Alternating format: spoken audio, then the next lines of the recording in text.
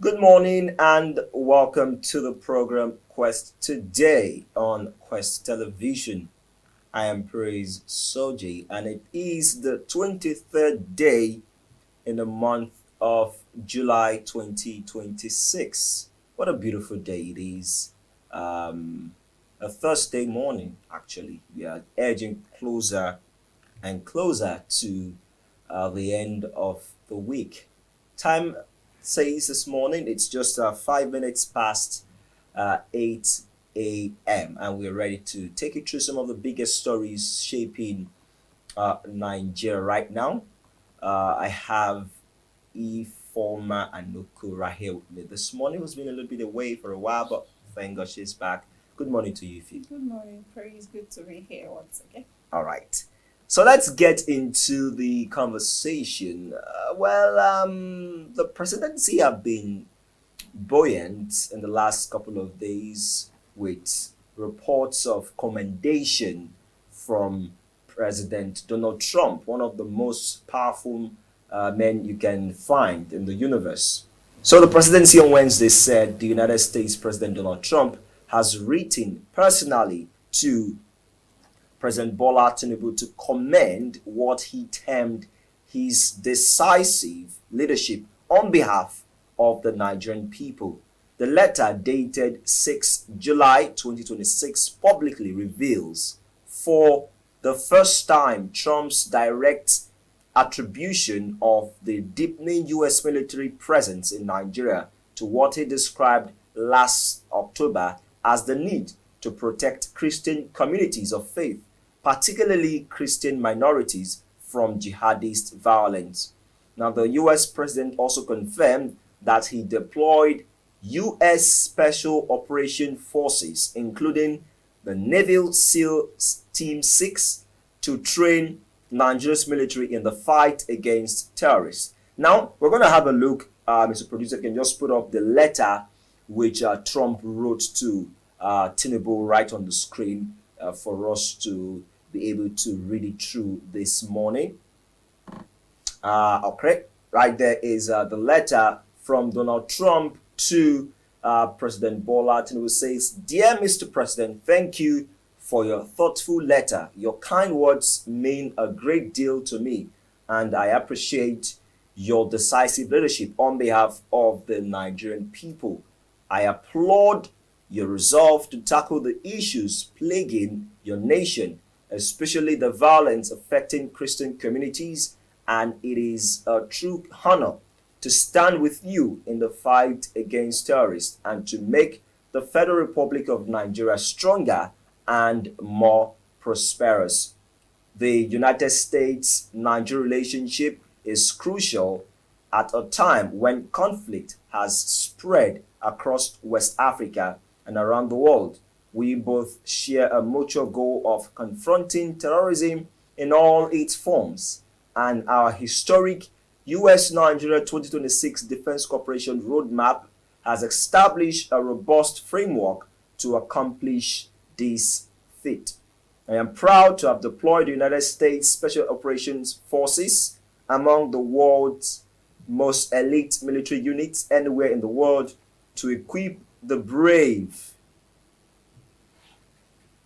men and women in the armed forces of Nigeria with the skills, tools, and intelligence they need to protect your homeland and ensure the safety and security of citizens, particularly those of faith who have been under attack. I look forward to our continued discussions over the course of my presidency." End of quote.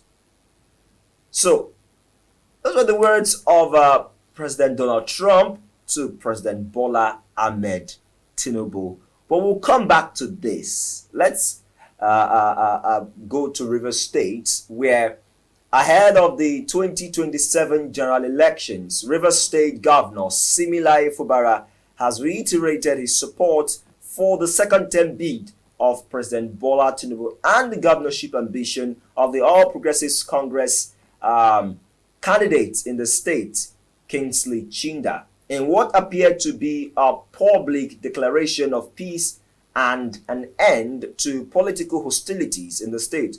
Fubara said that as a loyal member of the APC, he had also joined the Rainbow Coalition, a political group initiated by his predecessor and Minister of the Federal Capital Territory, Wike, to advance the interests of the ruling party in Rivers State. Let's listen to the governor, Fubara, during the groundbreaking ceremony of the River Medical Industries project For those in Port Harcourt.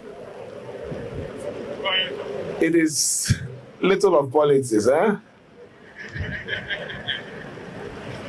We have made peace in the states, and we have a total, and I am supporting our Rainbow Party, our Rainbow Coalition. President Ahmed Bola Tinubu is our president and is the one we are supporting. Chinda is a governorship candidate that I am supporting, and anybody who believes in me will support. And every candidate that is under the rainbow. For those of you who are saying, Fubara, hey, let's stay. We want to collect something before we run. There's nothing to collect. I am already in the family. I've gone back to our family. So please, wherever you are, give your total support to that coalition. We need to move forward. The time of war is over. It's time of peace. And this peace is taking us to another level. What you lose here, you gain in another place. That is about life. Eh? So please, I want this to be made clear to everybody. So don't go anywhere and say you are supporting Fubara. No. My position is this, and I've said it here and clearly for everyone to hear. If you're not hearing well, use cotton wool or open your ear and let it enter well. I'm not party to anything that will bring any form of disunity in these states. I've done what I need to do. For now, we're moving forward. Let me, on this note, thank everyone as. All right. That seemed to be a clear message from the governor, Fubara. Say, of course, you know how political issues are twisted in Nigeria. But let's take our last story before we get into the conversation. Now, it's about the issue of ghost workers in Nigeria. The Independent Corrupt Practices and Other Related Offences Commission has identified the Nigeria Police Force and 5 federal ministries and agencies as having the highest number of suspected fake workers uncovered during its payroll verification exercise. The ICPC chairman, Musa Adamu Aliyu, a senior advocate of Nigeria, disclosed the findings while speaking on the commission's investigation into payroll fraud across federal government institutions, according to a BBC report. Now, the commission said it discovered suspected 908 ghost workers in at least 50 ministries, departments, and agencies, recovering about 942 million allegedly paid as fraudulent salaries, and the highest of them happens to be in the Nigeria Police Force.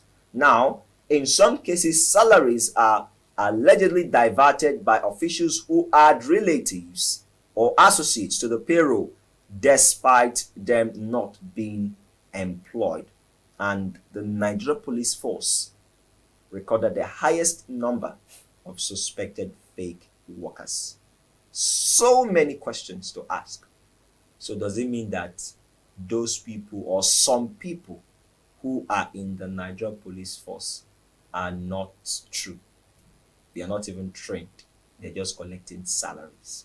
Well, now is the time for us to digest all of the stories and add perspectives to the conversations we're going to be having this morning in the next couple of minutes. I have already introduced Ify this morning. I have Misha Oza as well. Good morning to you. Yeah, very wonderful morning. So let's start from the top. Donald Trump has hailed President Bola Tinubu. Say, look, I can see your efforts in what you're doing to combat terrorism in Nigeria and help the Christian community. Mr. Producer, can you just suppose pull up that post again, that letter? I will start with you. Ify, Trump's message to Yeah.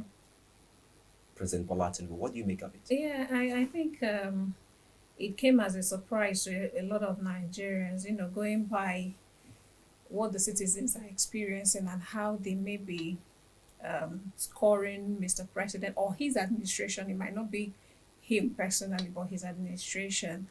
And the letter coming as a commendation to what he has been doing regarding insecurity and the fight against terrorism came as a shock to a lot of Nigerians. But regardless, when somebody has made a step, even if it's a baby step, it's expected that you give commendation. In the course of mass communication, we were told that before you criticize, you commend, so that you encourage the person who is either a writer, a publisher, whoever. You have to commend before you criticize. And I think Mr. President also accepted that commendation in good faith. Just like what commendation does, it gives him, the energy. But that doesn't sign out or sign off that, Nigeria still needs more security intelligence, more security workings in our local street parlance to show workings. And it has also marked in the heart of the citizens that, after all, the current administration is doing something, even if it's not so much. Because why am I saying that? There is this level of trust that Nigerians have when it comes to international audience, and coming from a man like Trump, commending a man like President Bola Ahmed Tinubu, it's a great thing. And it's also a push. This is now from me. It shouldn't be something that maybe the current administration and the supporters of this administration would hold on to and maybe add it to their CV, that they got this commendation from President of the United States of America and thereby relent.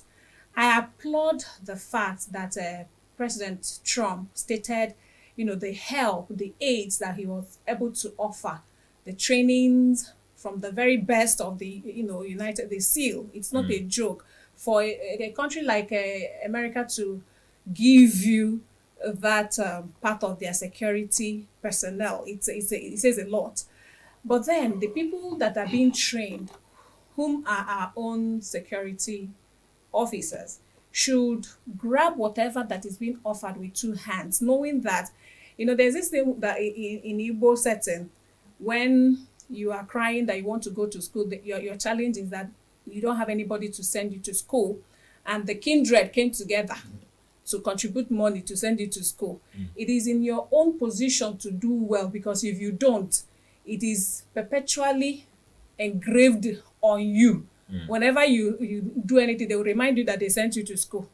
Do you understand? What did you make out of it? So this situation should be, let them utilize it to the last and improve. This is an opportunity for them to ask questions. This is an opportunity for them to network. This is an opportunity for them to, whatever challenge it is that they are having, to, find it out and see how to implement it in our great nation. So from me, it is, I know some persons will be questioning, why is it being, the letter coming up now?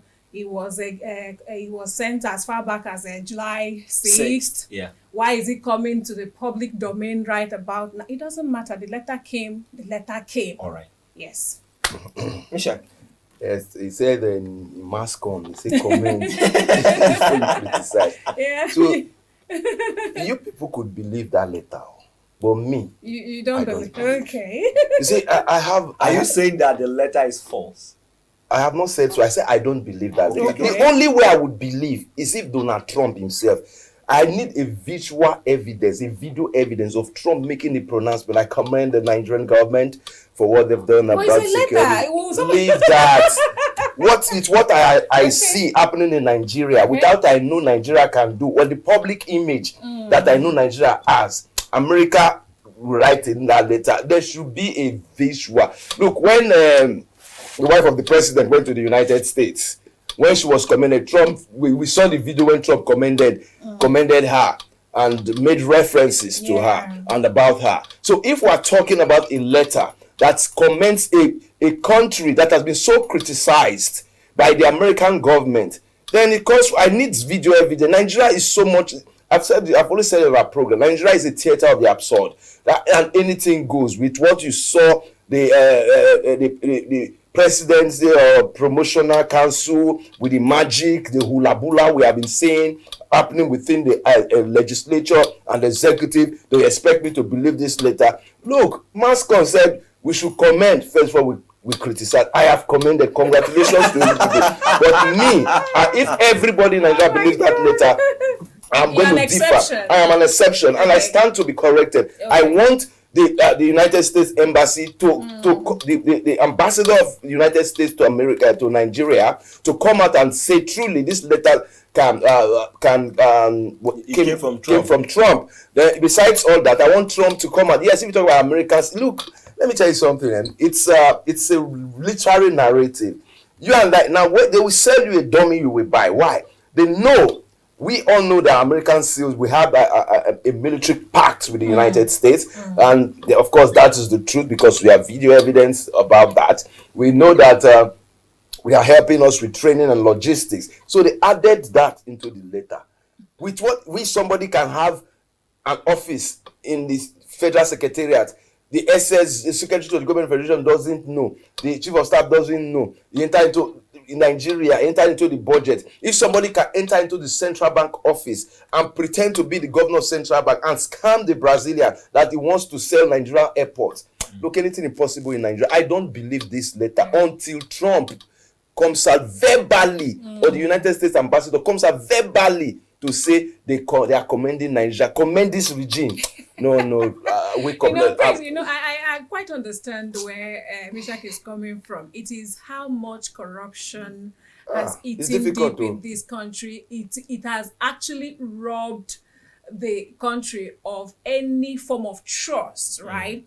But, like I give it to him. But then, thinking of it the other way, how can somebody wake up and it's not like a president who is, permit me to use the word docile, or somebody who is not known, who is not outspoken. Of all the presidents by this time, less than a year ago, he said Nigeria is a country of particular concern, and it's not up to a year. Yes, so since July 6th, they are bringing the letter out. It's not just Mishak that disagree. Nigerians are questioning that letter. Nigerians are questioning that letter. But then Trump does not owe us that. Coming out to come and say, okay, I sent the letter. It doesn't listen for the if Trump wants to comment, he will comment. It would be ridiculous. I think if Trump should comment about this letter, he is going to use it to ridicule Nigeria. Do you know why? Because you don't even trust, such a commendation. Okay. Or, do you understand? But aren't there metrics on the ground to judge that this administration they are improving gradually in terms of insecurity? Look at the rescue of the Oriri children. Don't even go to that rescue. Okay. The rescue was a rescue mission. Okay. Which rescue? Did you rescue anybody? Now we've heard a lot of one of the person that was rescued said the terrorists released them before the army got to them. The terrorists released them, showed them a direction where they would go. The army was waiting. Now the release was because of the intimidation of members of the terrorist families, that most of them had been picked, and it was kind of an informal negotiated release. The army and they knew the people were going to release, not that there was a confrontation, or not that the army used high-tech intelligence to go release these people. Let's give credit to who credits.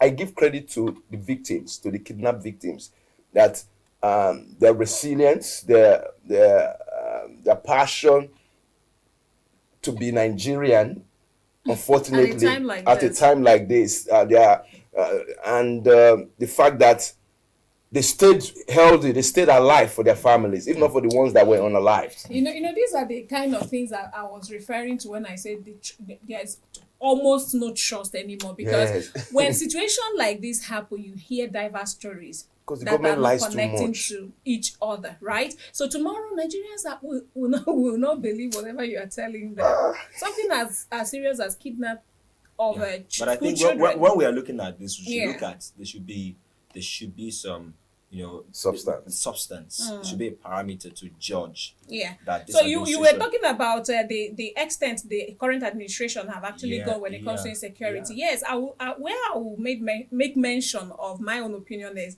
the fact that it's not as loud as it used to be. And then we cannot Every use morning just a that rescue on the of just newspaper you hear 44 that persons to close So, down all the- of the remaining 529. There are Yes. still that some are people still in the den of the captivity. kidnappers. yeah, so it actually came down, but it is not totally defeated. The same day, the same day these ones were kidnapped, there was another kidnap equally in Borno State. Yeah, Of course. Yeah, and The they are same yet day, to be and they are out. yet to be released. So, I mean, these kidnappers use. So, and you know, with the government worst should thing- do the same thing that they did to Orire people, to the It's very difficult. It's difficult. Now, Orire people, they were kidnapped by ISWAP, I think, but the other ones were Boko Haram. We have about 3 Islamic groups, that bandit groups. So it's each one of them wants to assert their dominance, territorial dominance, regional dominance, and unfortunately, the citizens are pawns in their board. Okay, let's go to the next conversation. Now, the next conversation says is about Governor Fubara endorsing Kingsley Chinda and President Bola Ahmed Tinubu for second, Kingsley Chinda as governor of Rivers State and President Bola Tinubu for second term, and also joining the Rainbow Coalition. I want to say that finally, Fubara has bowed to your coalition, because you are the rainbow correspondent. You have always been. when did this development come No. up? When Did it the become rainbow a rainbow correspondent? correspondent? Because I remember, I think we have discussed this on TV or radio, or I can't remember. no. This is like an open endorsement. Now, Before now, he has not come out to say that. No, endorse. it doesn't have a choice. It doesn't have. You see, unfortunately, when you look at the dynamics of the political trajectory of Rivers State, understanding something, I must give kudos to Nyesom Wike, Vice Nyesom Wike. Is the godfather of Rivers politics. You know, he has the likes of Odili, former governor, what's his name? Amechi. They have not done well as leaders. The traditional, their Macri family, the traditional institution in Rivers State have allowed an individual to hold political monopoly in the state and take decisions that sometimes contravenes ethical conduct. With due respect to him, he knows how to play. It's like Tinubu, he knows how to play grassroots politics, and they are political strategists.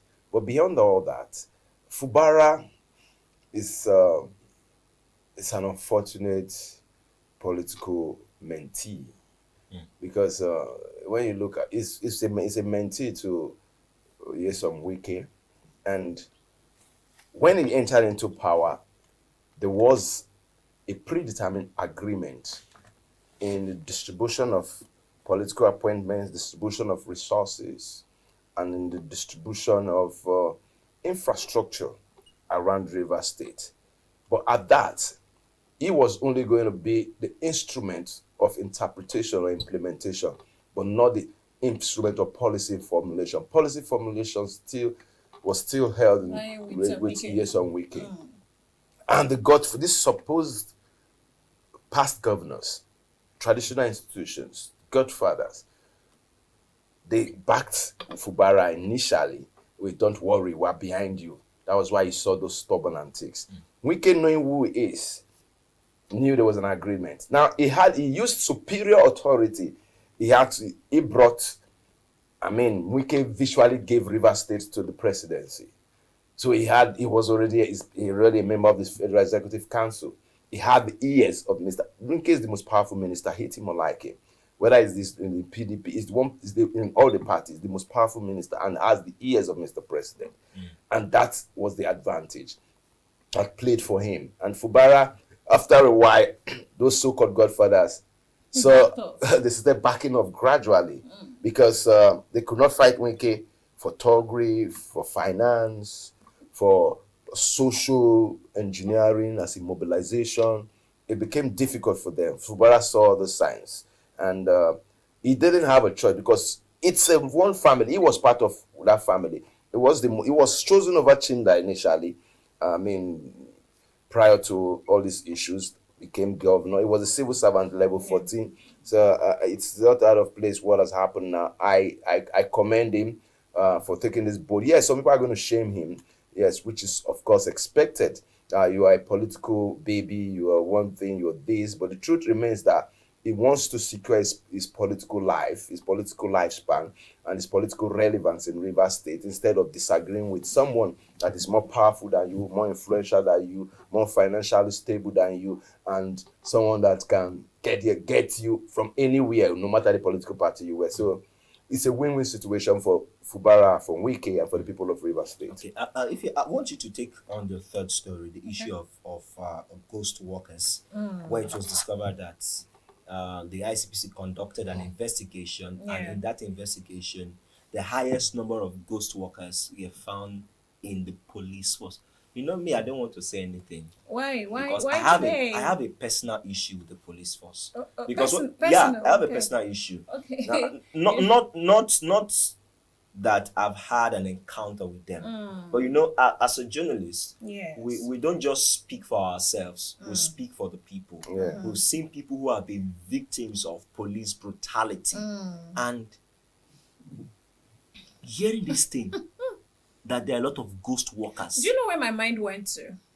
The case of Omeni. Yeah, the young boy that was shot in the where was it Warri, again? Warri, Efron, Yes. Ekpa police station. And you remember that there were stories surrounding that incident of some of the people who were wielding the weapon being actual police officers or not. So when you were reading this and when I saw that story, I said, okay, so why are we looking for where we're having infiltration of such in police force? And the fact that the authorities and the police force, they are aware. Look at the figure recovered, 942 million from salary alone. Like Mishak would tell you, like I don't. You see, I don't believe. Sometimes I don't know. As Nigerian, I don't know if I should say, please, can I get another country? A friend of mine one time said, can we have Nigeria phase 1 and phase 2? Yes, So that some so persons that will say, phase do you 2. understand? If you're not, of course, a lot of people are not comfortable with what is going on in phase 1. Let us go to phase 2. So how can an institution that is supposed to be keeping, regulating, fighting corruption, they are topping the list. So what do you now tell other agencies? What do you now tell other institutions? And you find out that when we point our fingers at government, we know that it's instituted by the government, but it has become what it has become, that nobody questions anything. I don't know if you saw the report of agencies who vehemently, okay, let me not use vehemently, but they refuse to return surpluses of their, the monies that they made. So why are you keeping them? For what? I think I discussed that with you in one of the business. It is now that the government is now questioning, why are you keeping the money? So does it mean that we don't have systems anymore? Because when there is an agency, there is a system how it works, so that the monies that you made goes to the coffers of the government. That is where they make the budget from. That is where they pay your salaries from. But you are keeping the money, the excesses that you have, for who? So it's a shocker. Like, I am joining people who are asking that we let me use the word collapse. Let us bring down this police institution and maybe think of something else. I don't know if our police force, they monitor the activities of their counterparts globally. No. It's not like they are rid of corruption in other climes, but our own seems to be also topping the chart when it comes to... You know the scariest thing?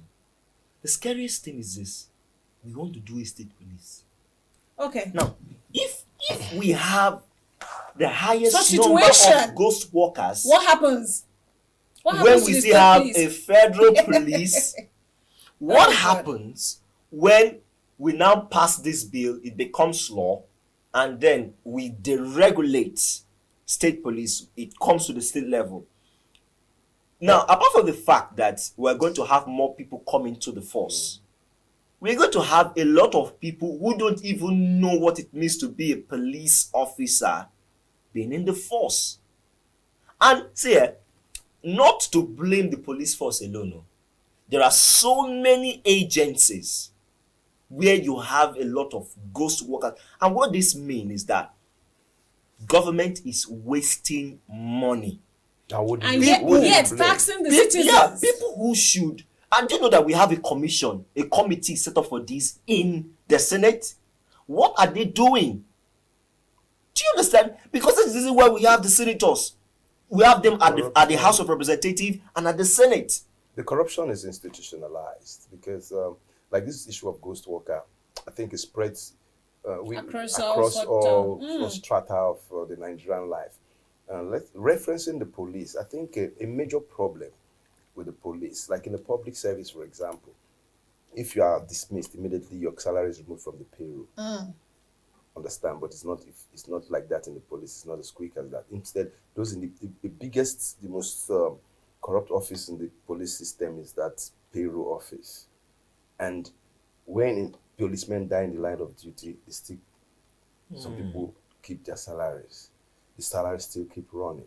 So you are faced with a system of corruption where accountability has been thrown to the dog. If people have been held accountable, and people have been sent to jail before now, especially the payroll system, those in payroll office, like computer unit, pre-audit, for example, those are in charge of payments. Sometimes it is the collusion within officers in that payroll department and those in the ministry or MDA, department or agency where that civil servant, for example, passed away from. They just keep it and the salary is being treated as a war. But moving forward, the issue of the police is a fundamental issue when an institution is expected to fight crime and criminality, is interested to investigate issues like this, is being thrown in the light as the highest. And that calls for question the integrity of the Police Service Commission and the police hierarchy. Even the IGP, they should call and ask questions. But you can IGP when somebody is accusing the Assistant Inspector General of Police of collusion. I mean, there's so much corruption in the police. Do you know that the police actually extorted the ICPC chairman? The police guys thought everybody's a victim. They extorted the ICPC. You're talking about extortion. Have they used their vulgar words before they now realize? It is so ridiculous when they will tell you, "Okay, we don't know say na you." You need to know who I am before you do what your is job. right.